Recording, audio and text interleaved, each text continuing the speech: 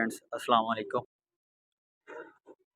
जैसा कि आजकल सोशल मीडिया पे यूट्यूब चैनल्स के ऊपर एक हाइप क्रिएट हुई हुई है कि पीपीएससी की जो एजुकेटर पॉलिसी है वो क्या होगी। तो लास्ट टाइम जब पाकिस्तान मुस्लिम लीग नून की हुकूमत थी, जब नवाज शरीफ लोगों का इक़्तिदार था, तो इन लोगों ने जो लास्ट रिक्रूटमेंट की थी ना, वो एनटीएस बेस पे की थी।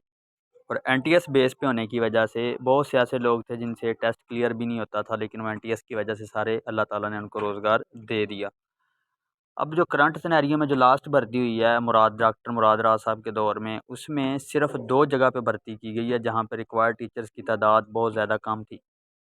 तो उन टीचर्स की तादाद को पूरा करने के लिए इन्होंने जिन-जिन डिस्ट्रिक्ट में रिक्रूटमेंट की थी, वो एक ज़िला था, ज़िला सियालकोट, और दूसरा ज़िला था ज़िला मियांवाली। तो वहाँ पे पीपीएससी ने वो रिक्रूटमेंट करवाई थी, और पीपीएससी के अकॉर्डिंग जो सिलेबस था उस वक्त, वो सिलेबस बिल्कुल यही था कि जिसमें आपकी क्वालिफ़िकेशन को डिस्कस किया गया, आपके सिलेबस को डिस्कस किया गया।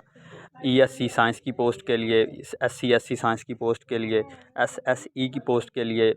अब इसमें क्वालिफ़िकेशन सबसे पहले कि मास्टर डिग्री होल्डर होना चाहिए या बीएस होना चाहिए, ये 16 ईयर्स ऑफ एजुकेशन आपकी कंप्लीट हो, एटलीस्ट सेकंड डिवीजन, किसी आपकी क्लास में थर्ड डिवीजन ना हो।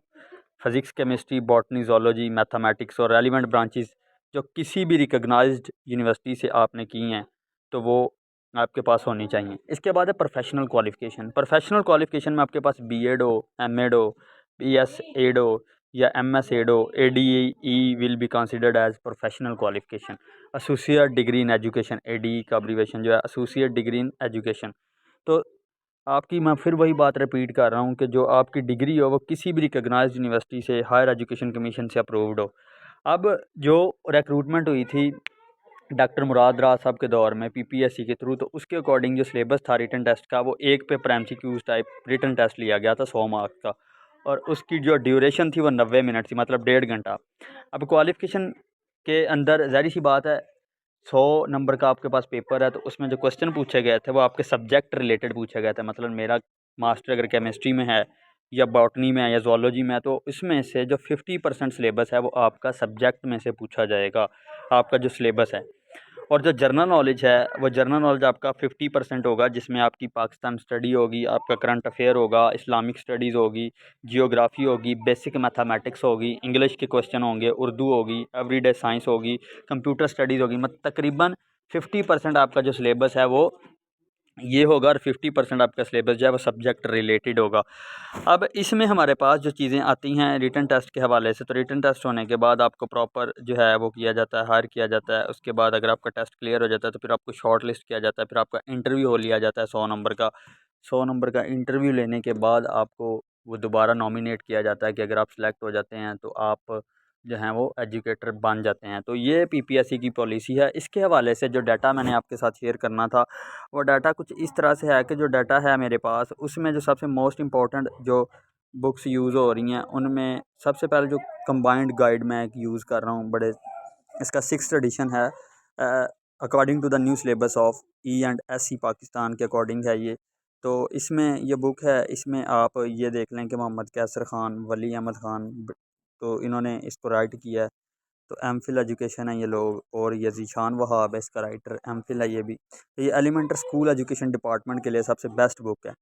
तो इससे पहले मेरे पास जो डाटा था वो लेक्चरर एजुकेशन के हवाले से था, मेरे पास डाटा पड़ा हुआ था। तो वो लेक्चरर एजुकेशन के हवाले से जो डाटा मेरे पास पड़ा हुआ था, उस डाटा की भी मैं आपको स्नैप्स दिखा देता हूँ कि वो डाटा जो है वो मेरे पास किस तरह का डाटा था, वो तो डाटा कितना बेनिफिशियल है मेरे लिए, या आप लोगों के लिए वो डाटा कितना बेनिफिशियल है।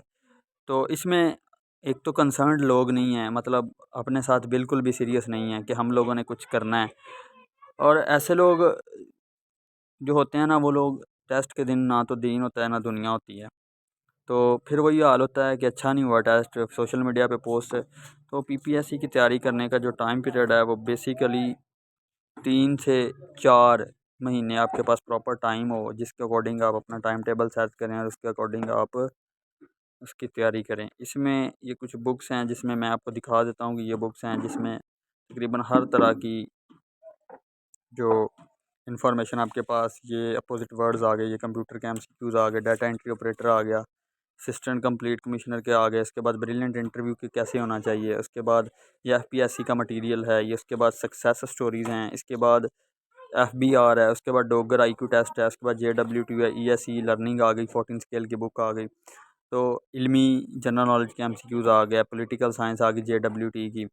तो जो world time Jahangir world time है, जेडब्ल्यूटी का अब्रीवेशन जो है, इसमें ये इम्तियाज़ शाहद की कुछ बुक्स के एमसीक्यूज़ आ गए।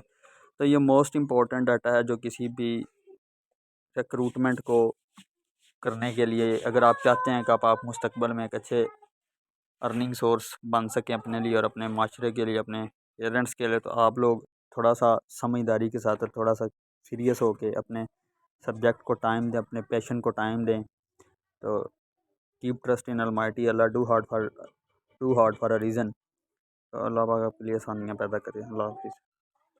फ्रेंड्स अस्सलाम वालेकुम।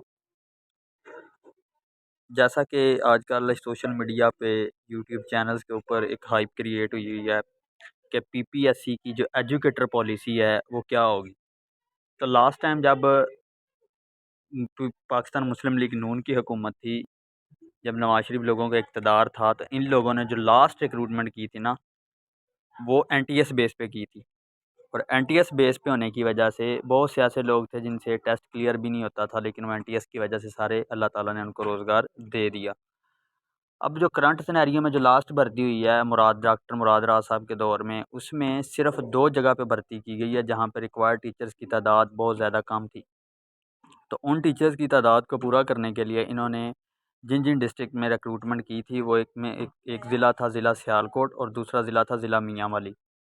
तो वहाँ पे पीपीएससी ने वो रिक्रूटमेंट करवाई थी, और पीपीएससी के अकॉर्डिंग जो सिलेबस था उस वक्त, वो सिलेबस बिल्कुल यही था कि जिसमें आपकी क्वालिफ़िकेशन को डिस्कस किया गया, आपके सिलेबस को डिस्कस किया गया।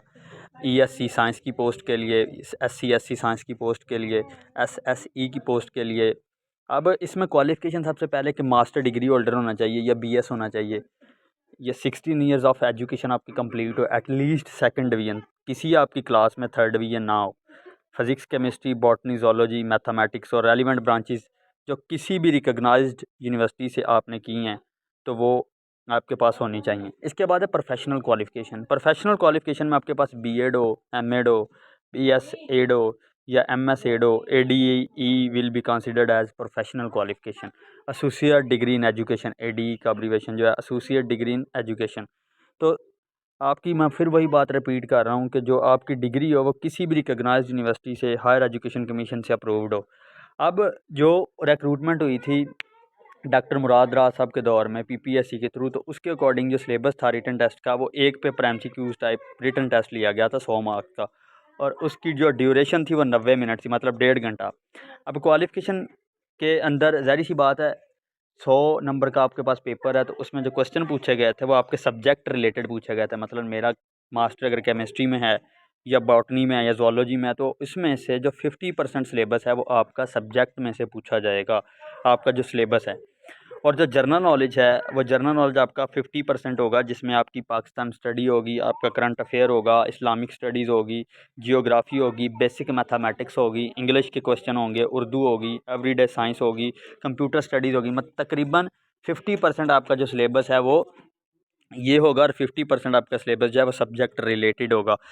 अब इसमें हमारे पास जो चीज़ें आती हैं रिटन टेस्ट के हवाले से, तो रिटन टेस्ट होने के बाद आपको प्रॉपर जो है वो किया जाता है, हायर किया जाता है। उसके बाद अगर आपका टेस्ट क्लियर हो जाता है तो फिर आपको शॉर्ट लिस्ट किया जाता है, फिर आपका इंटरव्यू हो लिया जाता है 100 नंबर का।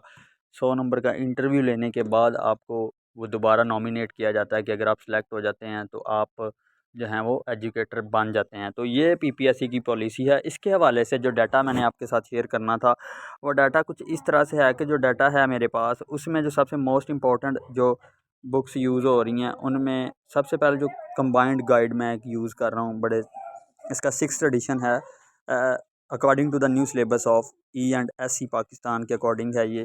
तो इसमें ये बुक है, इसमें आप ये देख लें कि मोहम्मद कैसर ख़ान, वली अहमद ख़ान, तो इन्होंने इसको राइट किया है। तो एमफिल एजुकेशन है ये लोग, और ये ज़ीशान वहाब है इसका राइटर, एमफिल है ये भी। तो ये एलिमेंटर स्कूल एजुकेशन डिपार्टमेंट के लिए सबसे बेस्ट बुक है।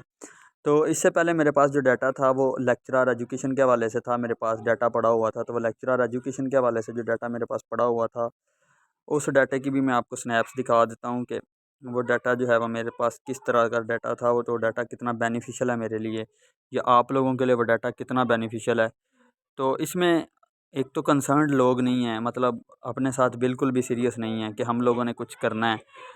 और ऐसे लोग जो होते हैं ना, वो लोग टेस्ट के दिन ना तो दीन होता है ना दुनिया होती है। तो फिर वही हाल होता है कि अच्छा नहीं हुआ टेस्ट, सोशल मीडिया पे पोस्ट। तो पीपीएससी की तैयारी करने का जो टाइम पीरियड है वो बेसिकली 3 से 4 महीने आपके पास प्रॉपर टाइम हो, जिसके अकॉर्डिंग आप अपना टाइम टेबल सेट करें और उसके अकॉर्डिंग आप उसकी तैयारी करें। इसमें ये कुछ बुक्स हैं जिसमें मैं आपको दिखा देता हूँ कि ये बुक्स हैं जिसमें तकरीबन हर तरह की जो इन्फॉर्मेशन आपके पास, ये अपोजिट वर्ड्स आ गए, ये कंप्यूटर के एमसीक्यूज़ आ गए, डाटा एंट्री ऑपरेटर आ गया, असिस्टेंट कंप्लीट कमिश्नर के आ गए, इसके बाद ब्रिलियंट इंटरव्यू की कैसे होना चाहिए, उसके बाद ये एफपीएससी का मटेरियल है, ये उसके बाद सक्सेस स्टोरीज़ हैं, इसके बाद एफबीआर है, उसके बाद डोगर आईक्यू टेस्ट है, उसके बाद जेडब्ल्यूटी है, ईएसई लर्निंग आ गई, 14 स्केल की बुक आ गई। तो इल्मी जनरल नॉलेज के एमसीक्यूज़ आ गया, पॉलिटिकल साइंस आ गई जेडब्ल्यूटी की। तो जो world time Jahangir world time है, जेडब्ल्यूटी का अब्रीवेशन जो है, इसमें ये इम्तियाज़ शाहद की कुछ बुक्स के एमसीक्यूज़ आ गए। तो ये मोस्ट इम्पॉर्टेंट डाटा है जो किसी भी रिक्रूटमेंट को करने के लिए, अगर आप चाहते हैं कि आप मुस्तकबिल में एक अच्छे अर्निंग सोर्स बन सकें अपने लिए और अपने माशरे के लिए, अपने पेरेंट्स के लिए, तो आप लोग थोड़ा सा समझदारी के साथ और थोड़ा सा सीरियस होके अपने सब्जेक्ट को टाइम दें, अपने पैशन को टाइम दें। तो keep trust in Almighty Allah, do hard for a reason. तो अल्लाह पाक आपके लिए आसानियाँ पैदा करें। अल्लाह हाफिज़।